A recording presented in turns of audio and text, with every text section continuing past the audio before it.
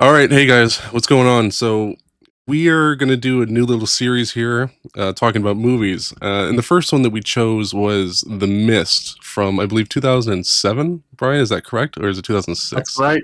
No, it's 2007, directed by Frank Darabont, who he made a couple of other movies like The Green Mile and one of my favorites, The Shawshank Redemption.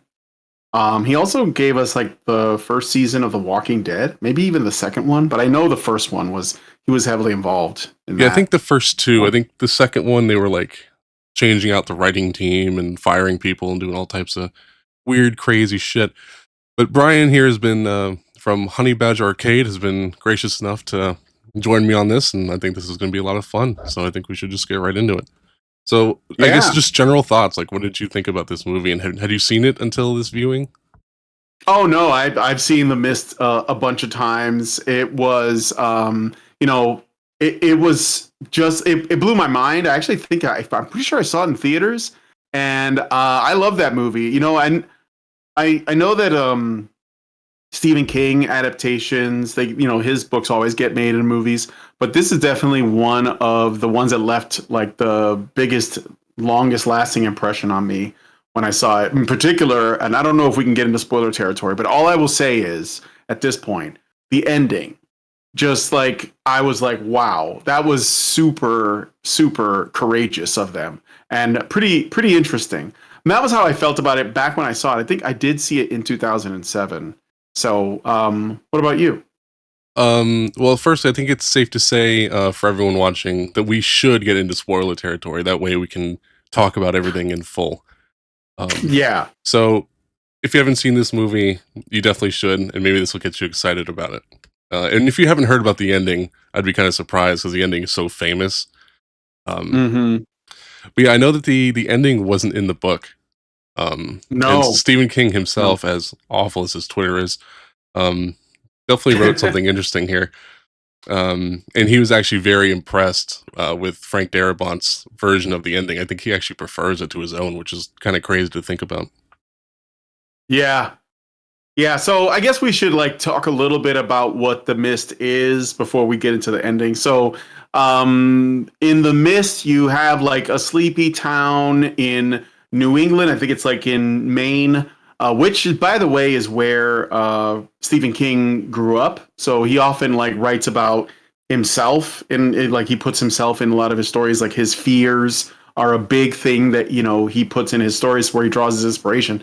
And it starts off as a pretty like normal day, and there's like this storm the night before, and then this mist rolls in off I guess the lake or whatever is there, and the main character, who's like this artist who paints movie posters, played by Thomas Jane, he says, "Oh, I think I'll go into town, because it was a storm and this tree like fell on his house and destroyed his painting." And he's like, "I'm gonna go to the store get some supplies." So he goes to the local grocery store in town, and once he gets there, the mist rolls in, and suddenly, like, there's chaos. Like, there's something in the mist, and it's taking people, and nobody knows what it is. And you have all of these people in this town. Most of them know each other, and they're trapped in this building for most of the movie. In a Not grocery with store. these, yeah, in a grocery store, yes. With and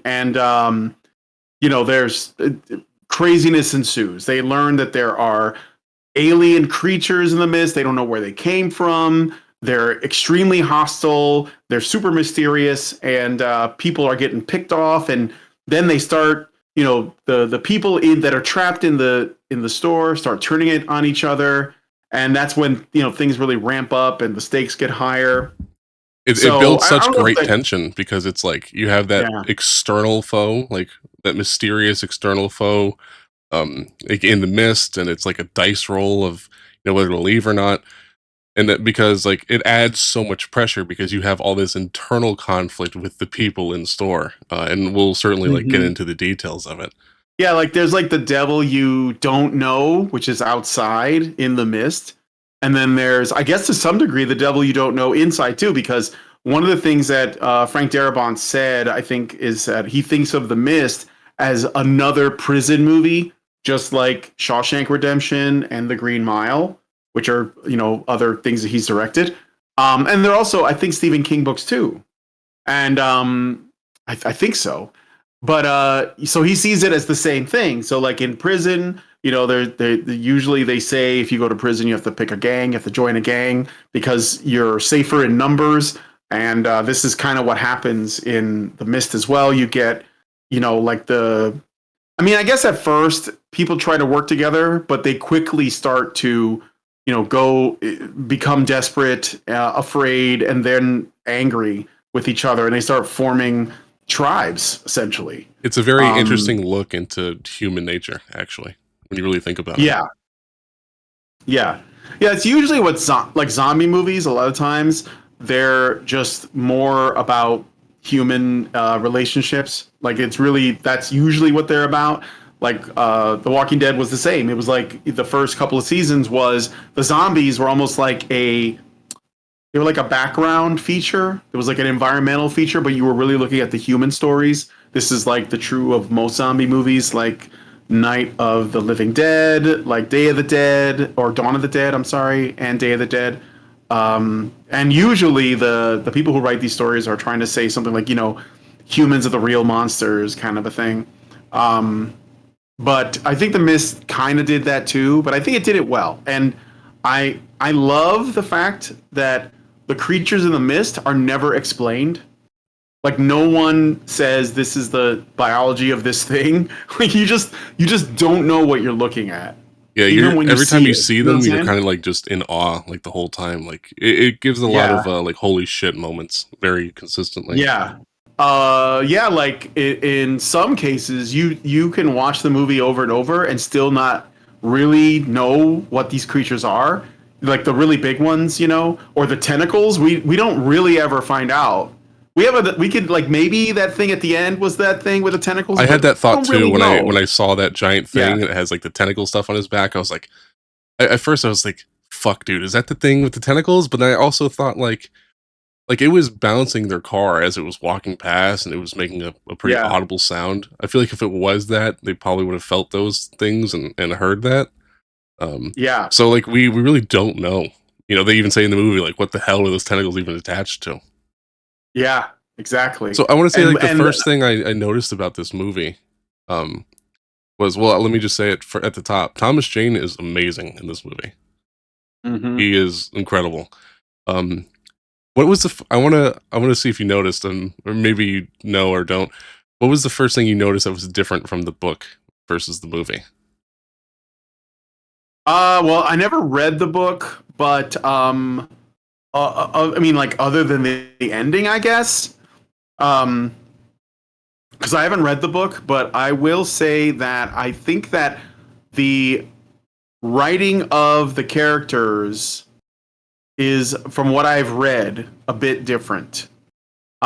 So I couldn't tell you what I noticed that was different, unfortunately, because The I didn't read the book. the characters are more in depth and more fleshed out in the movie compared to the book, actually, which Mm, is weird because it's usually the other way around.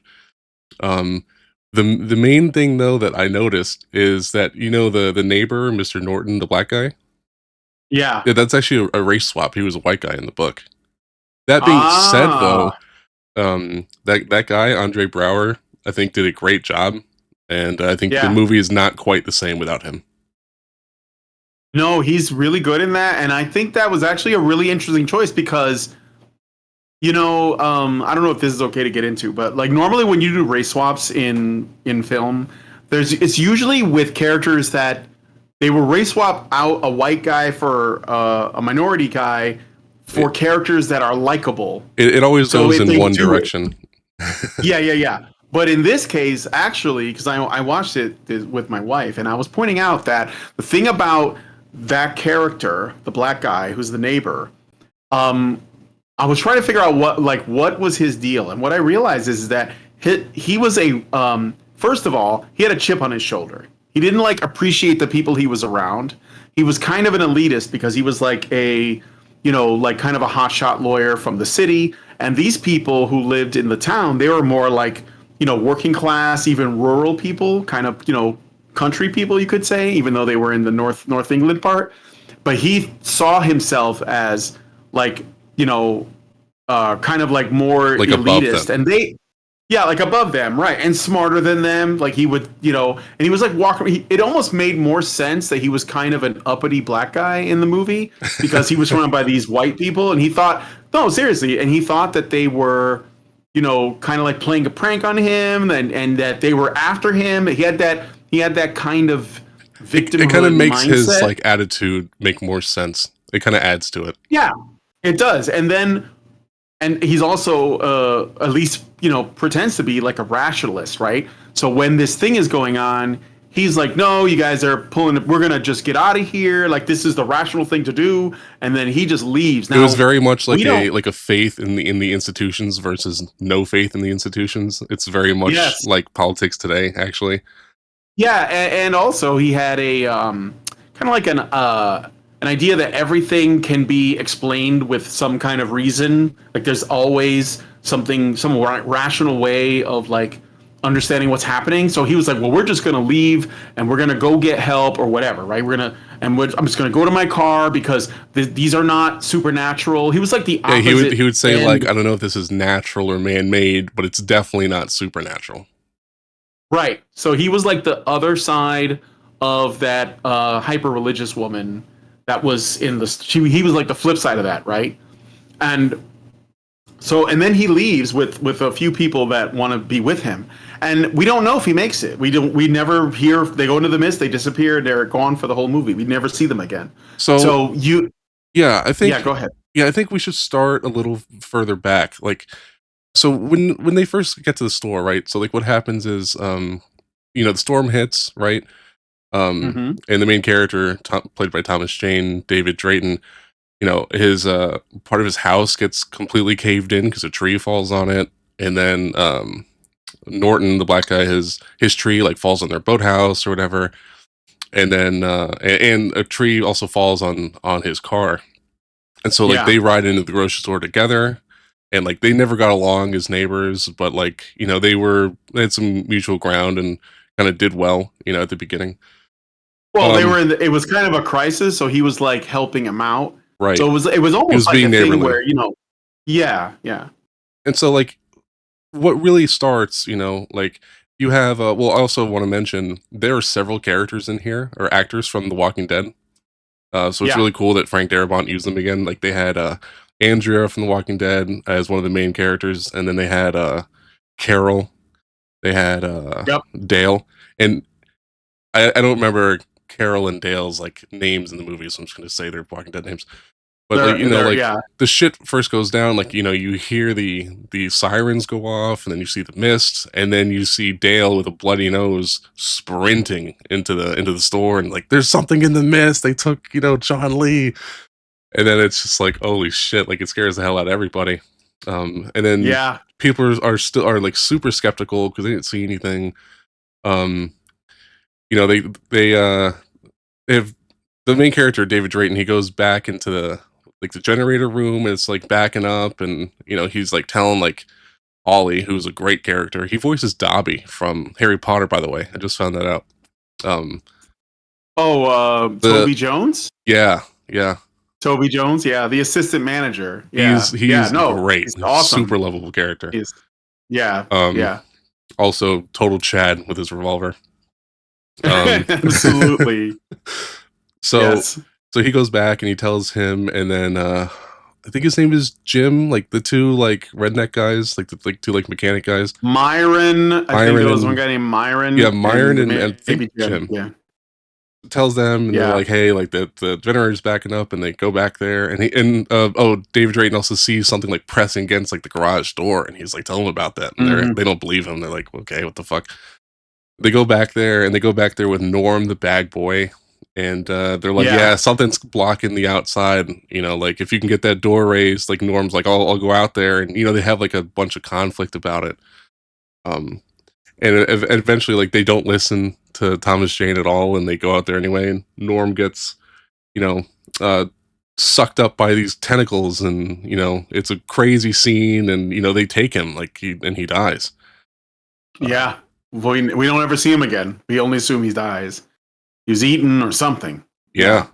by these crazy And there, tentacles with teeth on them. Yeah, it was crazy. Yeah, I saw that, and then I mean, I think that was really well done because a part of you is watching and you want them to like immediately act and do the right thing, but it's like, yeah, but if you were in that situation and you didn't know what you were dealing with, like you'd be just scared You'd shitless, probably be and that's what frozen they for a were. They second did it. before you like Yeah, figure out what the hell you're supposed to frozen. do. Yeah, like absolutely, Yeah, and Frank they Darabont were. is so good at like directing actors in that way, like when they're scared or like Mhm. when there's interpersonal conflict. And I think that like in The Walking Dead season 1 and 2, which were my favorites by far, like that really like shines through. Yeah, absolutely. There's a lot of that, And and they get into fights about it, like after Norm gets taken away, of course, and then they have to figure out how to tell everybody like what the fuck they just saw because it was insane. The first guy they try to tell is the black guy, Mr. Norton, and he's mhm. just not fucking buying it. And when you're watching like a really good movie where sometimes like you wish things would kind of turn out differently. Yeah, like you ever see a movie where like fuck, like if this one thing had happened, this one person Oh would just yeah. have listened, like things could have gone so much better for them. Like that's always how I feel about this. I'm like, man, if he would have just not been such a stubborn prick and went into the back and like checked out that tentacle like the store manager did, like Yep. things would have played out so differently. Like Yeah, just the like guy would have been an in. asset rather than like his having his own little tribe of rationalists.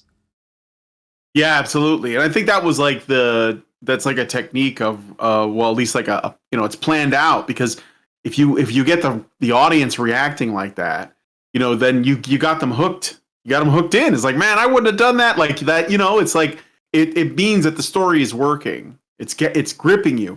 And it's not, in horror films, it's a mistake that writers make is they write the characters too dumb because they have to make mistakes in order for, or at least they feel as though they have to make mistakes so that the horror works. Like in where somebody says, "I'll go check it out by myself," or whatever the dumb thing is that gets them killed. In this one, you don't think they're really being irrational, even if or they do, but it's still kind of plausible that this black guy who basically was, he already had like he didn't like the people there, he didn't like the situation he was in. He was probably frustrated at a number of things, and then these people are trying to play some kind of prank on him. At least that's how he took it, and he wasn't going to take the bait no matter what. So his stubbornness, his bullheadedness, is essentially what was the obstacle there. Yeah, But it was grat because then he leaves, right? And yeah, he even I think at one point he even says, "Oh, some rubber prop that they use." Like he went so far as to rationalize that they were trying to trick him with all kinds of, and it seemed like even Toby Jones's character, the assistant manager guy, he was like, "Why would we do that? Like, what would we hope to gain by doing that?" Because he believed it, like he saw it, and he was like, "Oh yeah, this is happening." yeah. So, I mean, and if you um, hadn't seen it, and if us as the audience hadn't seen it, like, and coming mm-hmm, from Norton's mindset, like, skepticism makes total sense. But he went mm-hmm, way overboard, obviously. And like yeah, eventually, yeah, like they do go out. Like, remember, you have the biker guy who was going to go retrieve the yes. shotgun from that awesome big mustache guy's truck. If I Um, remember correctly, he had brass balls, he according to did. the mustache You got brass guy. balls, son. He goes out there with the rope to retrieve the shotgun at the same time that that the black guy and like his crew decide to leave, and Hmm. the biker does not make it back in one piece, shall we say? No, he does not. So I think Yeah, we never see the fate of Norton and those guys, but if they went out there at the same time, I think it's safe to assume they probably didn't make it. I think yeah, they don't tell you, but I think that's a great possibility. However, earlier in the film, one of the first people to leave the grocery The store first is a person is mother. is The Carol, yeah, first person the is mom. Carol, right? And she says, and I love this too because I talked about this with my wife as well. Her impetus for leaving is the same impetus for Thomas Jane's character staying, and that is her children. So Because they even Thomas sort Jane of, literally says, like, I can't, like, I have a boy to protect. So, like, she leaves yeah, because she's got kids to protect too. And right. she's like one of the few characters we see like what definitively happened to her because you do see her at the end, like in the military truck with her kids. Yes, yes. And I did not have a problem with that. I thought that was a really great. It was like further like twisting the gut because all of that was frank. Everything after them driving into the mist at the end. We're getting ahead, I know. That's where Stephen King's book ends. Yeah. Everything after that is Frank Darabont. So he added those things in, I also like like that, like, Carol if people had surviving. done the right thing and, like, were brave and helped her, then they probably all would've made it too. Yeah, exactly. It wasn't, it's not easy to do, but there was definitely a selflessness in her going after her kids, and it looks like it paid off. So crazy. I mean, actually that seems to be a central theme of the story in a way, is that giving into fear um, is is going to be your downfall. It seems to be, or your pride. It's one of those, because the bag boy gets killed and you get the sense that what does it is that he's like, I'm not a pussy. I'm going to go do it. Right. He was ready to prove himself. Right. And that's what got him killed, because he really wanted to go out there. He wanted to make, I don't know, he wanted to help, but he also had like an ego thing going on, Right. you know? Yeah. And so anyway, I guess we're, if we're going through the plot, after the black guy leaves, then we see that, I think that's when uh they see the first, they see like the first, after the tentacles, they had another encounter with them. I remember that I think the there's a first lady gore that they named, really saw, like, the whole store was when, like, the bikers, like, legs came back, and that oh, was right, it. right, the biker's legs came back, and at that That's point, when Mrs. Carmody started talking. right, that's when Mrs. Carmody started thinking that this was revelations and all of that. And about that, I did have a bit of an, I kind of have a bit of an issue with this, because it, at on face value, looks like a kind of like, she's like some kind of straw man stereotype of like a religious zealot. But I had to think about it more afterwards, and while I do think that Stephen King himself probably does have a problem with religion as an institution, um, I've read some interviews that he's done where he says that he himself, he was raised religious in Maine, or Methodist, I think, but he doesn't, like, he's not an atheist. He just has issues with organized religion, and it Mhm. comes out in some of his characters, in some of his stories. And the thing about Mrs. Carmody is, though, I think what it's really about is not really her sort of Old Testament, fire and brimstone attitude about God, which is what she thinks this is. She says this is the end times. This is God punishing us. This is the god of Whatever the it is. Israelites, and he demands blood. Yeah, Yeah. yeah, yeah. The God of the Israelites, he demands blood, right? And but what it kind of is that one thing about the character of Mrs. Carmody is that she's kind of like the town kook that nobody takes seriously.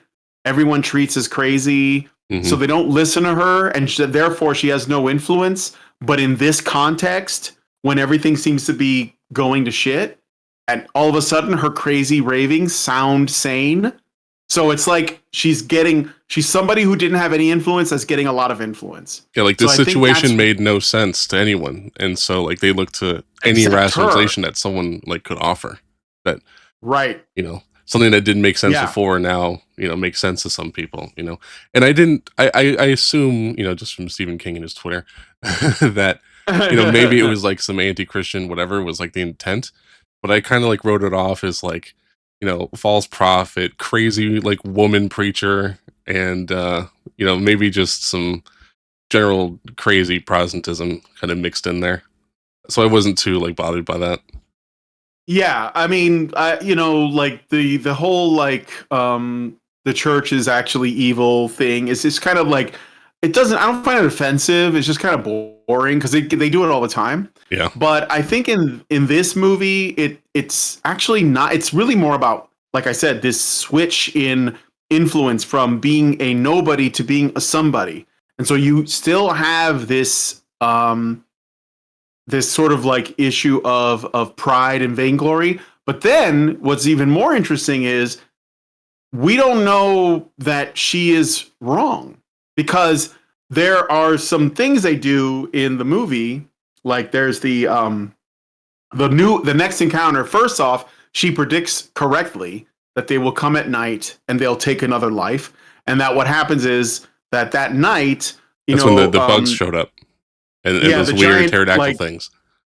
yeah, the bugs and the pterodactyl grasshoppers or something with stingers, and they come and one of them confronts her, and they just killed like this, Oh, this they stuck young a yeah, girl, they and stung that girl in the neck and killed her. yeah, And then there was yeah, this guy didn't die, but like they tried they lit mops on fire and then coated in gasoline.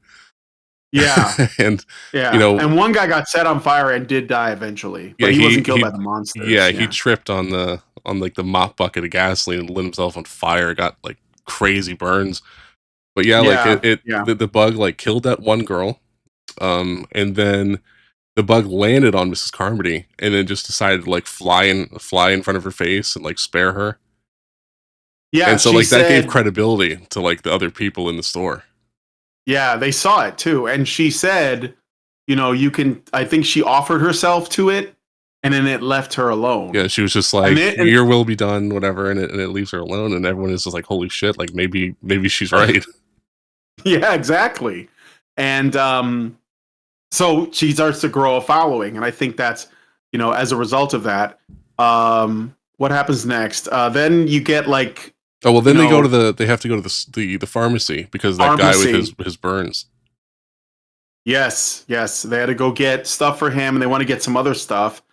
And I think while that's going on, a woman who was in the store takes her own life. She pops some pills that night, like a bunch of sleeping pills or something, and she takes Kills her own life. herself. Yeah, and then I Yeah, guess she didn't while crush they her. were in the pharmacy, which by the way was the part my wife had to look away from because it's like spiders and she fucking hates spiders.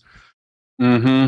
That shit was crazy. So like they go in there, and they shoot like they have like acid web that they shoot out, which is crazy. It like wraps Yeah, around the guy's leg and just takes all his pants, his skin right off. It's crazy. And yeah, then the absolutely. brother of the burn victim who wanted to go and just up dying in there. They also, Yeah, which is a crazy plot point, is where they meet the MP that's strung up on the wall, yeah, and he's like, it's our fault," like whatever. And he's got spiders, like baby spiders, coming out of him, and it's all types of crazy shit. And most of them make absolutely. it back. Oh, they also have the the old lady with like the Yeah, the whatever, like the flamethrower. torch and the spray can. Yeah, I love her. yeah. The old lady was she was a favorite as well because she was super resilient.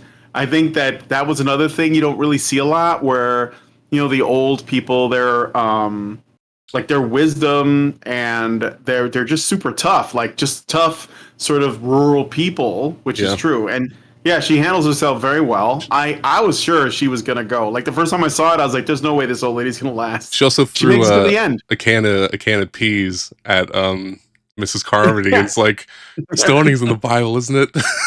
And I got plenty of Yes, peas. exactly. That was another thing too that you meant that I was going to mention about the religion aspect because Mrs. Carmody is not. She's not supposed to represent the typical because you see other characters in the story that have at least some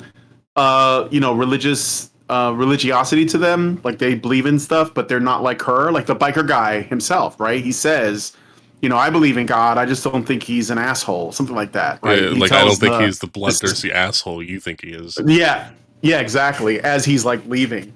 So and that was a nice touch because I think it was showing, at least I don't know if that was in King's book, but at least it's saying like, look, this is not what we think the normal is. This is abnormal. This is this person, You right? also had So the Andrea. I can never remember her name, but Andrea from The Walking Dead, who like the main yes, like blonde girl like smacks her and goes, "Sorry, this lady is way too Old Testament for me." yeah, yeah, exactly. She was in the Silent Hill movie. I don't know if you ever seen that, but she was the Have cop not. in that movie. Huh. No, it's not bad. The first one, it's not bad. I thought it was okay. Like for a video game adaptation, most of the time those aren't good. Silent Hill was not bad. So It's a pretty low bar, unfortunately. I don't know why yeah, that's games don't true. translate well to movies. It seems. or just no Well, one I does it think well. it's. I think it's because it removes a dimension. So the way I see it is that gaming is has another dimension that film does not have because of the interactivity. So the fact that you're actually like in the story, like literally in the Yeah, game, it's one thing to affecting watch change, something, and like it's you're an something. agent. Yeah, it's something else to experience it for yourself, which is what games allow you to do. Yeah, Like which is a why they're scary like, game is 1,000 times scarier than any scary movie, like for sure. yes, yes, and that's the thing. Like, no, I don't think there are many games that could have good adaptations because film adaptations would just be like fan service. That's all they can do is show like, oh, this is in the game. I'm gonna put it in the movie. Unless you're gonna explore like the lore that the game created in a way that a game can't. But even then, you're getting like you might as well just play the game. Like you're just getting less of the experience. Yeah, absolutely. Anyway, that's a big digression, so you might have to cut that out. I don't No, know. no, no, no. It's Um, good. It's good stuff. no, okay, okay. So yeah, Andrea, that's the character from The Walking Dead, right? I know Yeah. the actress. Yeah, so she what happens next? So So they make the it back from the pharmacy, most of mm-hmm. them. And then it turns out that while they were gone, so not only did the brother die, like in the pharmacy, but the guy waiting for the burn meds died of his burns while they were gone. Yeah, So it's almost yeah, like that's a fuck, like that's we went a out there and we lost people for pretty much nothing. yeah, they went and they came back with medication, but it was basically like yeah, it proved to be fruitless. Although they learned some things, and that was Yeah. probably the main thing. They learned like something about the mystery of why this happened, Hmm. and so they confront. There were these so like earlier in the movie, there were these military kids that came in there. They were like hoping to go on leave or something, and so they were stopping there. And the girl who worked at the store, she was the girlfriend of one of these guys. Yeah. Sam So Witwer, they who is amazing, by the way. I think he voices yeah. Darth Maul in Star Wars The Clone Wars, and he's also Star Oh Killer. really? Yeah, he's Star Killer from the Oh. Force Unleashed. Yeah, okay. I didn't know that. He Yeah, does look he's like awesome. actually he looks like him actually. Um I was like kept looking at him. I was like, what, this guy looks like somebody because Yeah, like where do I his know him face from? is so square. Yeah. I never played Force Unleashed, um He's also in but Soul Calibur anyway, 4 as a guest character. as the The Star Apprentice. Killer in that. Yeah. Yeah. Yeah. Anyway, so they confront this guy, Sam Witwer, and then he's like trying to look for his military buddies because they want to talk to him about what the MP guy said. Who, by the way, you see him in the beginning of the movie. There's like a lot of really well done foreshadowing. Yeah, Like the it's MP really good guy at comes in planting there. seeds. Yeah. Like he goes in Hmm. there and tells them like their leave has been canceled and they're all like pissed off. Yeah, and then I think he says he's going to the pharmacy or something, Well and then they you don't see him again until they find him later. right. Yeah, and then they like the next morning like after they get back from the pharmacy, like they wake up and they're like, "Hey, like, you know, we got to ask the army guys in here about what the shit that MP said." And then you go and they find Sam Witwer. I never remember. I think his name was Private Jessup, actually, I think. Uh They huh. go and find him and like, hey, like where are your buddies at? And he goes, I don't know, I haven't seen them. And then they go and they find them in the loading dock, and they both hung themselves. And Yeah. at this point, one of the like the redneck guys, Jim, like mechanic dude, like he's Hmm. like fully bought into like the Carmody crazy shit. Um, Hmm. and so like he sees them like going back to the loading dock, like while like Carmody is like doing her sermon or whatever, and he goes and finds out like what they're doing and hears them talking about the Arrowhead project, which is like what caused like the mist to, because it's like an interdimensional like portal that like the They were scientists up on the mountain at the military base yeah. opened. And so like they he drags him out and tells everybody, and then Carmody is like, they demand him to be sacrificed. They have the butcher come and stab him in the stomach a few times, and Yeah. they throw him out Yeah. and won't let him back in. And some crazy giant praying mantis looking thing comes and just tears him to shreds. Yeah. I remember when the butcher stabs the guy. I my wife, she works at a grocery store. She works in the meat department, and she is like one of the meat cutters. And I was was like, he got killed by the meat cutter. And my wife started laughing because she works in that department. She's like, what kind of knife is that? She knows the knives and everything. But yeah, that was gruesome as well. And again, it's I think you're supposed to see because they totally blame this kid for what happened, even though he was probably not lying when he said he didn't really know anything He was about just it. a private. I'm sure But he had no idea. yeah, He yeah, said that he that some of definitely had his no friends idea. knew though. Like I think you mentioned one of them, like Donaldson. Um, he was like, yeah, like he was talking about it like before he hung himself, and I didn't think they were gonna do it, and most things he said to me like I didn't even understand. Like I Yeah, just he didn't know. He really didn't know. But yeah, but they took it out on him because they needed to blame somebody, and they made him into a sacrifice essentially. yeah, And I think they were probably the when that happened.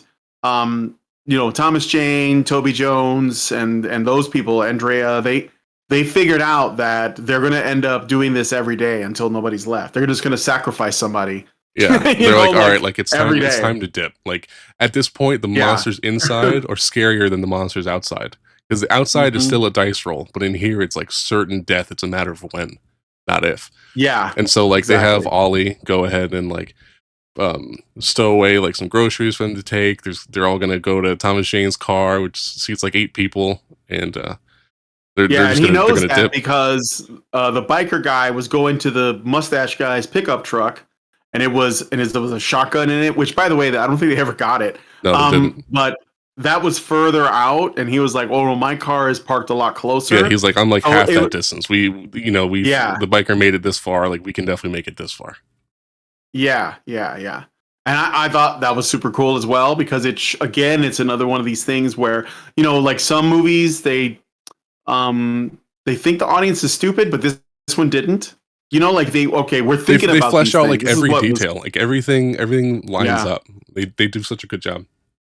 yeah, very good job. So yeah, they have a plan. They're going to stick to it. At this point, I think it's like who's all on board to try to get out of there. It's Thomas Jane's character, his son, the mustache guy, the Toby Jones character, the assistant manager, the store manager. He was on board too to get out of there. And also Um, Myron, the other mechanic.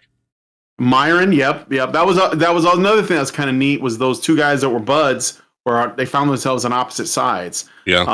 of this conflict by the I end. kind of wish they would have explored And that more because they made I Myron know, more of a yeah, background character towards the end of the movie. yeah, they did. I would have liked to have seen that too. And the old lady. I think that's everybody, Yeah. right? Yeah. Yep. And sorry, I don't remember their names, but I'm sure we'll you put like a caption on top of the screen, so and so. And they're about to leave. They basically try to get up really early so they can get out of there while everyone else is asleep. And they go to where the bags are at, and the groceries and stuff, the supplies are not there. And they come to find out that Mrs. Carmody was waiting for them. And I think she had like a knife on her or something. Uh, and she basically was going to confront them, essentially to tell them they can't leave. Right? Is that what happens? And then Yeah, there's she was saying, yeah, like, you guys are trying to leave, you guys can't leave, like she's trying to trap them, and then suddenly like everyone else is awake and like they're like surrounding them, like ready. yeah, And she's like, yeah, like God demands sacrifice, like we want the boy, and like they're gonna take Thomas Shane's son. that's right. They're getting That's right. surrounded by Jim, who's like dual wielding knives, and you have the meat cutter, the butcher guy, The butcher, who yeah, the had fake butcher already, guy. he was capable of it because he'd already stabbed somebody. He already stabbed Jessup, and also Yeah, he's a big fucking guy with a knife. If you're unarmed, like yeah, that's tough. You're yeah, an average sized guy and you're unarmed against that like yeah, 6'5" dude with a knife who clearly knows how to use it. That's hard. yeah, But thank God Ollie has a revolver. yeah, So shit. yeah. Like really, like that's like the peak tension in the store is like it boils up to Hmm. that moment. And then eventually, Ollie, being an absolute beast, ends up shooting Mrs. Carmody. She's like drinking from like a Hmm. milk glass, shoots her in the stomach, shatters the glass, and then like, everyone freezes and like she looks up and he just puts one like right between her eyes. and Mhm. Mhm. points the gun at Jim and the butcher, and they drop their weapons and back up. And so like he's pointing the gun at them, and like kind of like covering their retreat so they can leave. Yeah, and also I will say in that moment, the the faith that that cult had in her was gone because she was like one of those things, like they say, you don't have to kill God, you just have to make him bleed, like so that people don't believe in him. So like when they killed her, all of her prophecy didn't matter anymore because now she was dead, right? Like so I think that that's why they let them leave. Obviously, they didn't want to get shot, but that deflated their belief in her as like a as their cult leader, as their prophet, because she was dead, which is something that shouldn't have happened. It was like going against what they expected, right? Because every other time she was right on stuff, whether it was by accident or not, we never know. But then at that moment, all that was gone because she was killed. So I don't know if you see what I'm saying with that, but Yeah, of that's why course. I think they let them all leave. Yeah. Yeah, I think it's completely shattered what had become their worldview in the last like week or so. Yeah, exactly. And I mean, I think the plot only goes, the whole movie takes place across maybe like 3 days, 4 days at the most. I didn't really think about the timeline, but I think it's like a weekend or three or 4 days. Yeah, which is Um, crazy if you think about it, because it's like wow, like shit went that bad that fast, and it was interesting yeah, because we have like Andrea. I cannot remember her character name. I'm sorry. I'm just gonna, but you know who I'm talking about. We have it Andrea was like like the in the new back, teacher. Yeah. yeah, saying like like this is crazy. Like people are like inherently good, and Thomas Jane's like, Oh, that which is conversation really is great. interesting. Yeah, and Thomas Jane Yeah. is just like, well, you shut down society, you throw people in the dark, and you scare the shit out of them. Like they're gonna basically turn into animals.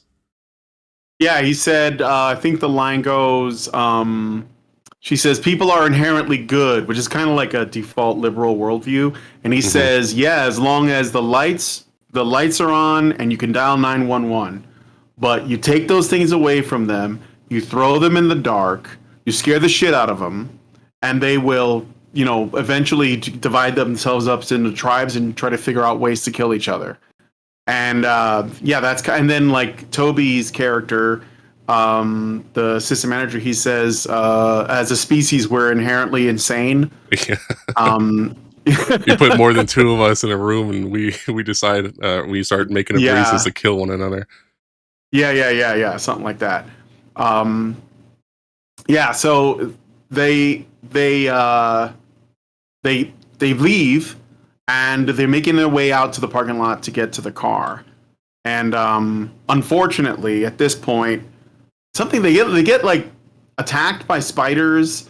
Oh, while they're in the parking lot, like those. Well, they're not really spiders; they're just fucking monsters. But like they get attacked by these monsters, these creatures, and in the scuffle, and the confusion, I believe that Myron and the assistant manager guy and the mustache guy are all killed. Oh, the assistant manager guy wasn't killed by spiders. He was grabbed by this giant thing. I don't think that we really fully see, and just Oh yeah, ripped apart, yeah. and the gun lands on the hood. But then you had the old guy with the mustache get cornered by spiders. You had Yes, Myron yeah, who like hurt himself like on the way out. Um, yeah. who The who also got killed. And then you had the store manager completely like cower and like run back to the store, and they let him back in. Yeah, he goes back to the store. That's right. And the rest of them get in his car and manage to get away. Like the gun is on the hood, and he's like he gets out of the car, and they're like, no, no, no, no, no, and he's like, no, I'm going for it. Yeah. Like that's how on the wire it was, where you didn't want to do anything and take any risks The whole whatsoever. time I'm thinking like Andrew's like screaming at the top of her lungs, and I'm thinking like, bitch, like you're just gonna track them. Like if he's gonna do this, like shut the fuck up. Like, don't scream. You're making it worse.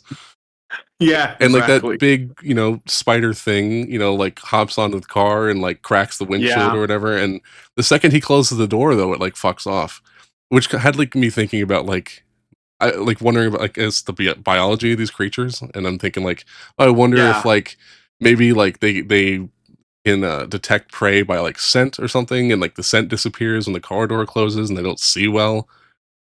But Mm-hmm. not that that really matters, but I just thought that that Well, was kind of maybe interesting. they're maybe. Well, the one thing I do like to think about these things because the one thing you do know about whatever world they're from, I assume it's covered in fog. That's why the mist is coming out. I think it's coming out of the portal, right? Yeah. So maybe they have different ways of sensing. But but again, what I love about this is they don't answer those questions. They don't because I think the more when you have a monster, if you really want people to remain afraid, you don't explain them. You know, you don't want people to know too much about it Yeah. because the unknown is scarier than the known. So like people can guess and speculate, but they can never know for sure. And I think that's what keeps it scary Well, that's why and people keeps it are entertaining. scared of the dark. It's because of things that they can't see. Yeah, yeah, Like when yeah. Like when you have a lack of information, whether it's sensory or otherwise, like that does mhm. lead to fear in people. Yeah, and I think one of the things that I think that people that's why they need we disenchant a lot of things today because when you leave room for the unknown for the mystery, I think people are uncomfortable with that, with the notion of it. So we people today at least they really want everything understood and explained and measured, you know, and analyzed. And I think it's a fear has a lot to do with it, you Yeah. know. Like Stephen King writes about his fears. They're almost all of his books are basically the things that he's afraid of, which is like almost everything. Like he's got something that he fears all the time, which is probably why his X feed looks the way it does. Um, because Is he he's you know scared of he's kind of children? Hence, Children of the Corn. I think so. I don't know. Does he have kids? I I don't don't know. know. I you know I mean I think that yeah he's always got these fears. I don't know that they're all irrational, but like he wrote a book about a hotel room. I forgot the name of the book or the movie. There was a movie with John Cusack about it, but it was basically just because he doesn't like he's been in you know like cheap hotels and he's found them scary and creepy, so he wrote a story about it. Um, so like I think that you know he just writes about the stuff that scares him. He's a like the apocalypse, children, dogs, you know, all kinds of stuff. Jail, I guess. So, um, but anyway, so they drive out of the parking lot. There's like a slow mo shot of them passing the window, and they see all the people watching them leave. And that's when you see the store manager went back. And then they drive out and they disappear into the mist. And in the written book, that's where it ends. Yeah. But that's where his so it's left when Stephen King wrote the story, it's ambiguous. It's meant to be up in the air. Did they make it? Did they not make it? We don't know. And maybe his point is that, you know, like what was important was that there was a genuine attempt to flee. And he was like, we'll just keep driving until we get out of the mist. Yeah. And Yeah. Their I plan was like, we're remember just gonna keep driving south, and just hope that we get out of this thing, like we clear it. mm-hmm. Yeah, and the woman says, what if it's the whole eastern seaboard?" And he's like, "Well, what if it's the whole world?" Like, and I'm like, "Yeah, what does it matter then? Like, like you're gonna, you know, you're gonna have to adapt to whatever it is, and it's terrifying to think about, but yeah, Yeah. he might have a But point. with the way that shit was going in the store, they had no choice. They couldn't stay there. Yeah, yeah. And so they drive and drive and drive. We don't know how long it goes on for, The first but stop they they. make is Thomas Jane's house. Oh, right, and Yeah, and then his you wife see is that the there. wife was killed by the spider things and like Mm-hmm. strapped up and probably filled with spiders like the MP. And then like you realize like it sets in, it's like fuck. Like when he left, he was like, "Yeah, I'm gonna come back and I'm gonna make sure to seal up the area where the tree like fucked up the house before it gets dark." Yeah, And he never made it back, so he never sealed up the house. So the spider things, whatever, must have got in there and killed his wife. yeah. Yeah. I mean, not that he, I mean, I don't know that he would have had a chance unless, yeah, I don't know. I mean, unless you would have seen, like, you know, they would have sealed themselves in the basement or something. That would have been a different movie. So, yeah, she never stood a chance. And it was, yeah, it was heartbreaking because, you know, it's like most of these that you know, it's good horror when the people who die, you know, that they don't deserve it. Like, oh, that shouldn't have happened to that person. Hmm. Um, and that's a lot of that. A lot of that happens in this movie. So, so yeah, after they stop at his house, that gives you an idea of how far it's spread. Then they drive and drive and drive, and then they run out of gas, and they haven't left the mist. And I think they start hearing the sounds of whatever these creatures are. Well, they can't see them, Hmm. and maybe even one of the big ones, because I think that there's like a these little like tremors, Yeah, they impact show in that tremors of them. sequence that they see that gigantic one that's Yeah, like skyscraper height. yeah, it's like some humongous like oliphant with tentacles, and they all have that those their faces are almost like a skull mixed with an insect. Yeah, Like I remember those spider things. They have like human teeth. I don't know if you saw that. Like if you get a good look at them, you probably did. I remember that. Those Yeah. like yeah, they have like human teeth on the front. It's like that's super messed up. So they're sitting there and they have a gun and there's five. Is it five people in the car 5 people and 4 rounds. and four bullets? And they're thinking, you know, basically that they're going to have to use the gun on themselves, so that they're spared whatever fate the animals, the monsters would have for them. And Thomas Jane's character, he basically says, "Okay, I'll figure something out." And everybody agrees. The kid is asleep. You know, they do this great thing where each one of the people in the car, the old woman, the guy from Walking Dead, the old guy, the first person to see these things is like still there. Andrea, the son, and Thomas Jane's character. So it's five people, Hmm. and there's like shots of all of them realizing and like sort of coming to terms with, okay, this is what we have to do, and I'm prepared to do this, right? And it's super like intense. And then, they show the boy waking up and his eyes widen, and then the camera pulls out and you just see the car, and there's like a long pause, and then there's 4 flashes and Yep. gunshots. Yep. Starting with And the then, boy. I think he like yeah, wakes up with like his dad pointing a revolver at him. yeah, Yeah. yeah. Yeah, it's fucked up. And so he's looking like, what the fuck? I'm so fucked up. And then, there's a pause again, cut back to Thomas Jane. He's losing his mind. And I felt that one. Like when I saw that, I was like, dude, I don't think I could do that. I don't think I could do that. Like it's just, but he had to. He felt that he had to. We need And to bring he's like, masculine characters back. Thomas Jane was a yeah, total beast in this movie. yeah, Like a he was. total He man's was. man. Yep, yep. Wait a minute. What happened to Toby Jones? He died, right? Yeah, we talked Yeah, about remember that. he got ripped apart in the parking lot by some big thing that we didn't see, and that's what led to the gun being on the dash or yes. on the hood. Right. Okay, yeah, that's right. And that was Yeah, it was like super tough because like he was like the sidekick, super reliable, like good guy character like yeah, throughout the whole thing. he was the ride or die. Like that was the guy right there. Yeah. That was the bro. Yep. Yeah. So it's just Thomas Jane's character by himself, and he like gets out of the car. It's quiet, and he's basically begging the monsters to come and get him. He just wants to be killed and get it over with. And that's when the real gut punch happens. And that's like where the infamous ending really, really hits. Yeah, that's like literally where the big gut punch comes. So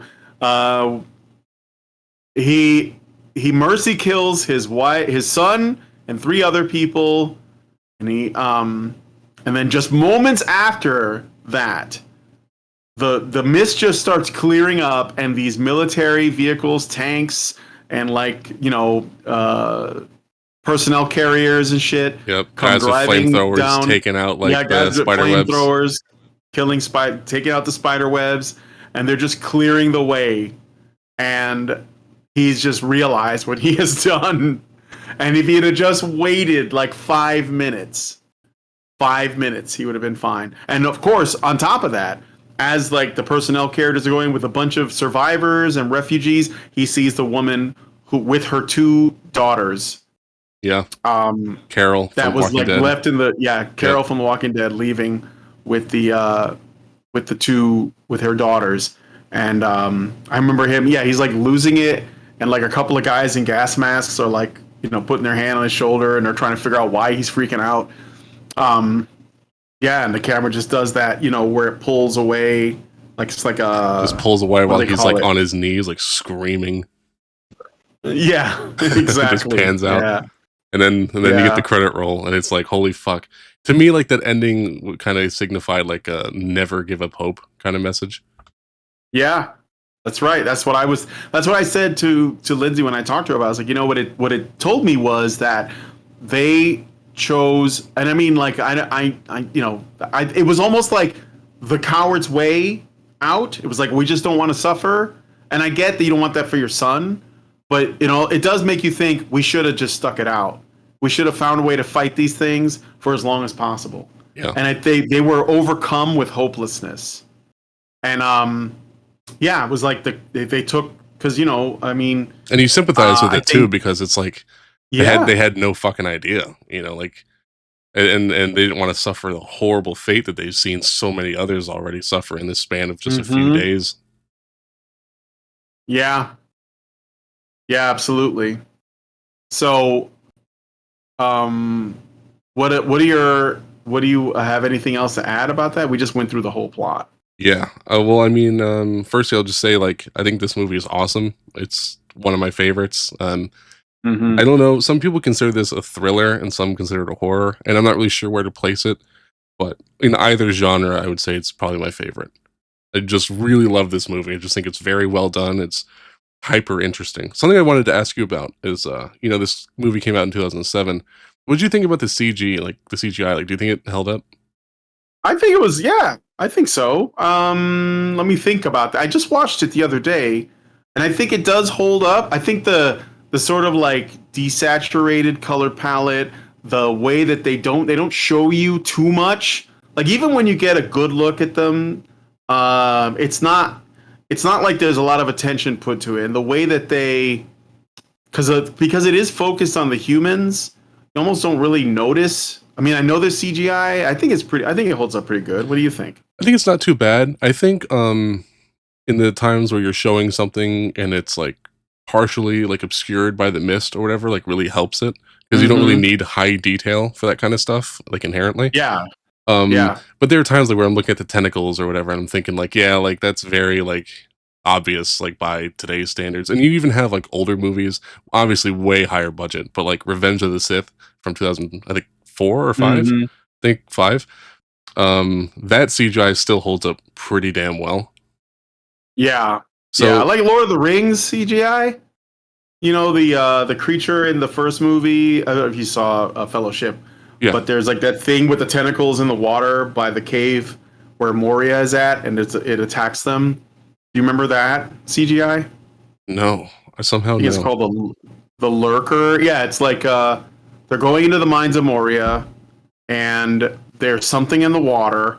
And this is how they get trapped in there, and then end up facing the Balrog and the goblins. And there's like these tentacles come out, and it's actually like you can see that it's CGI, but considering because back then CGI looked a little bit like washed out, like color wise, like it didn't Hmm. didn't really match, except for bigger budget things like you mentioned, Revenge of the And or it kind not. of looked like that here, but I think the environment Yeah, kind of made it make sense. yeah, and again, I think that the CGI was there to. I think when the CGI is supplementary, it works better than if it's like the main. Because like I wouldn't call the Mist a creature feature type of thing. That'd be like a Godzilla movie or something. Hmm. The monsters are a they're obviously a part of the story, but they're more of the background.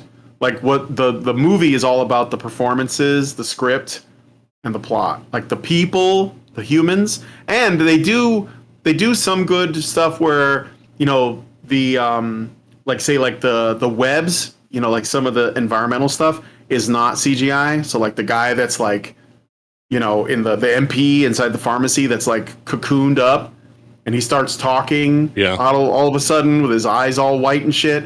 Like that, I think was mostly just makeup. But then he falls on the ground and his back explodes with spiders, and that's like CGI, and you can kind of see it. Oh, and you see the guy, like the we didn't mention it, but the guy, the brother of the burn victim who went in there and died in there, Mhm. like, at the end, like, Mhm. when they run out, like, you see him and, like, his body get filled with all the baby spiders and shit. I was like, "Oh, Oh dude." god. That's Oh that's no. nightmare shit. Fuck that. I thought, that the gore, though, Yeah, looked really good. Like, when you see, like, the chunks from the tentacles, like, taking pieces off of, like, coming off the Worm, the guys. bag boy and stuff. Yeah, I thought that stuff looked yeah. really good. Yeah, and I didn't think it was excessive either. I think it was like just what you need, It was very to like. proportionate, I thought.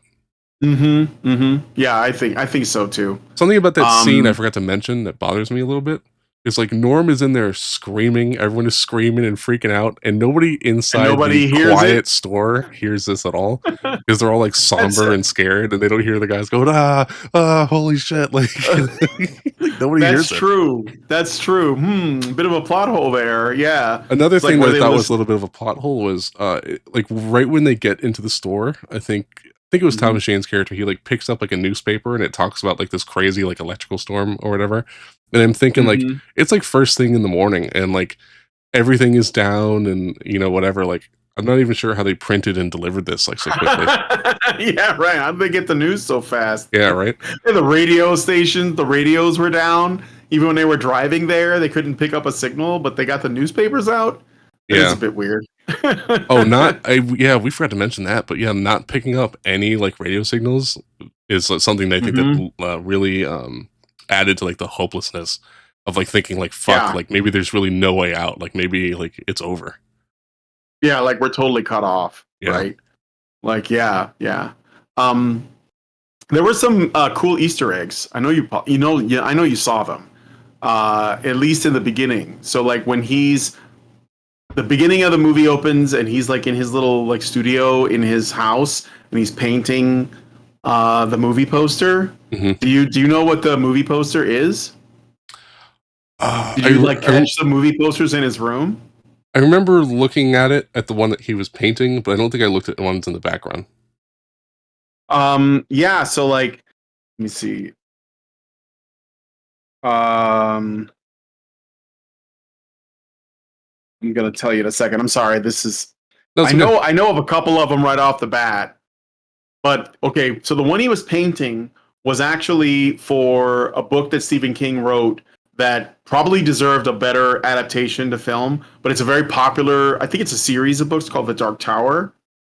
And The Dark Tower has a main character who is essentially based on like it's literally based on Clint Eastwood's characters from the Dollars trilogy.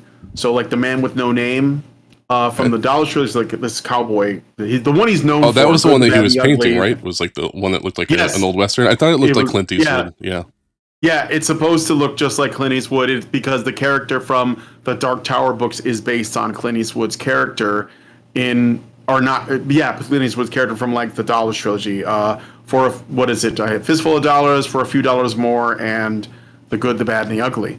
And in the background, there's a very famous painting from that's like it's like a guy in a winter suit with light coming out of his face. That's The Thing, which is a movie that John Carpenter made. It's a very good movie. If you've never seen The Thing, it's actually very similar in theme to The Mist because it's about this unknown enemy and it's like no one understands it, but it can look like anybody. And so like all of the guys in that movie, they become paranoid and distrustful of each other. Yeah, The Thing is great. We could do it. I could do that. I could talk about that one. Have you ever seen that movie, The I've Thing? not, no. Oh, dude, you gotta watch that. It's got Kurt Russell. It's like manly as fuck. It's all men. Um, and yeah, it's good shit. So I think the last Um, thing that I have to bring up about, like, something that I noticed in the movie that I thought was funny was, like, so you mhm. remember, so, like, Dale from Walking Dead, like, at the very beginning, like, runs in with, like, the bloody nose, like, after the siren when we first see the mist. So you remember, like, there was that one guy who ran out of the store who was like, "Fuck this, I'm getting in my car."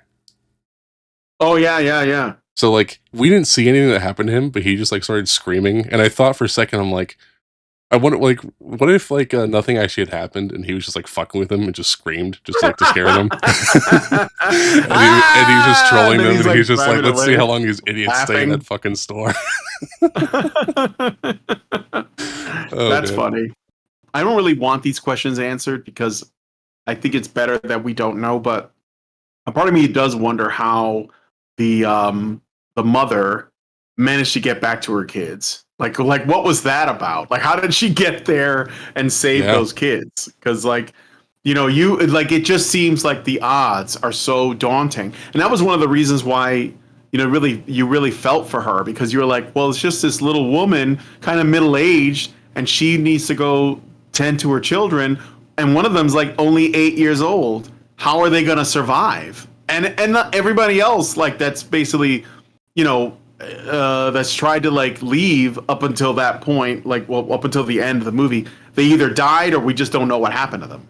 Right. But most of them just died. So it's like, how did she make it? It's wild. Very, like, So insurmountable odds. Like, did she walk all the way home, like, in a yeah, mist full of crazy interdimensional monsters and being pretty much unable to see, like, 2 feet in front of your yeah, face? yeah.